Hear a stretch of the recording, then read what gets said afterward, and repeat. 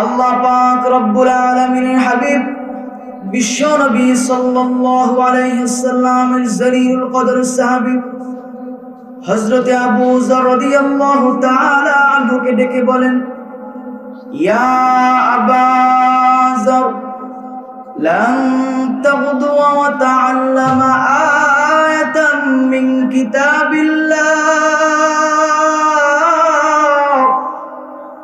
নবীজি আবু যরকে ডেকে বলেন, ওরে আবু যর, সাহাবা আমার শুনো, কোরআনের শুধু একটি মাত্র আয়াত যদি তুমি শুনো, শিখতে পারো, খায়রুন লাকা মিন আন তুসাল্লিয়া মিয়াতা রাকাত, তোমার আমলনামায় যিনি 100 রাকাত নফল নামাজ পড়ার চাইতে সওয়াব বেশি দিবেন তিনি কে? একটা আয়াত শুনলে কয়শো রাকাত? 100 রাকাত। তাহলে আজকে আমরা আলোচনা শুনবো কয়টা আয়াত থেকে? তাহলে আমাদের আমলনামায় কয়শো রাকাত হবে?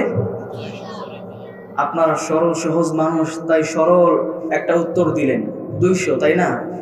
আমি কিন্তু বলেছি মিন খায়রুন লাকা মিন আন তুসাল্লিয়া মিয়াতা রাকাত, 100 রাকাতের চাইতেও বেশি। তাহলে এবার বুঝে থাকলে বলুন, দুইটি আয়াতের তাফসীর যদি আজকে শুনে আমরা বাসায় যাই, আমাদের আমলনামায় কি পরিমাণ সওয়াব হবে? 200 রাকাতের চাইতেও বেশি সওয়াব যিনি দান করবেন তিনি কে? একই সাহাবীকে ডেকে বললেন বিশ্বনবী, ইয়া আবা যর লান তাগদু ওয়া তাআল্লামা বাবাম মিনাল ইলম খায়রুন লাকা মিন আন তুসাল্লিয়া আলফ রাকাত।